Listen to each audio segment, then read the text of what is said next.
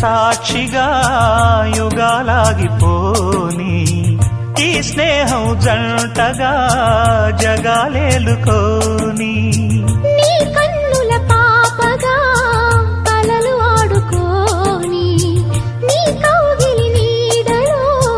సదా సాగిపోని ప్రపంచాల అంచులు దాటి ప్రయాణించని దిగంతాల తారల కోట ప్రవేశించని గత జన్మనే